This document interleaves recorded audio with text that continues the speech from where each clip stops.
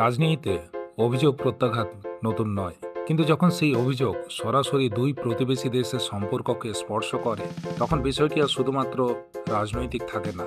সম্প্রতি বাংলাদেশের ওসমান হাদি হত্যাকাণ্ড নিয়ে মমতা বন্দ্যোপাধ্যায়ের মন্তব্য ঘিরে ঠিক সেই প্রশ্নই উঠছে। মমতা বন্দ্যোপাধ্যায় কোনো সাধারণ রাজনীতিবিদ নন, তিনি তিনবারের মুখ্যমন্ত্রী, দীর্ঘ কয়েক দশকের রাজনৈতিক অভিজ্ঞতা সম্পন্ন একজন জাতীয় স্তরের নেতা। তাই তার প্রতিটি বক্তব্যের রাজনৈতিক ও কূটনৈতিক গুরুত্ব থাকে। সমস্যা হলো, তিনি এমন কিছু ইঙ্গিতপূর্ণ দাবি করেছেন যার পক্ষে এখনো পর্যন্ত কোনো প্রকাশ্য প্রমাণ সামনে আসেনি। ফলে স্বাভাবিকভাবে প্রশ্ন উঠছে, এমন সংবেদনশীল বিষয়ে প্রকাশ্যে মন্তব্য করার আগে কি আরও সতর্ক হওয়া উচিত ছিল না?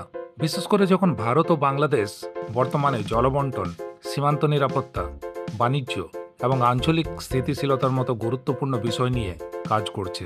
একজন অভিজ্ঞ নেতার কাছ থেকে সাধারণ মানুষ আশা করেন যে তিনি রাজনৈতিক মতপার্থক্যকে একদিকে রাখবেন, কিন্তু জাতীয় স্বার্থ এবং কূটনৈতিক সম্পর্কের মতো স্পর্শকাতর বিষয়ে অত্যন্ত দায়িত্বশীল অবস্থান নেবেন। যদি কোনো গুরুতর তথ্য তার কাছে থেকে থাকে তাহলে তার জন্য নির্দিষ্ট সাংবিধানিক ও প্রশাসনিক প্রক্রিয়া রয়েছে।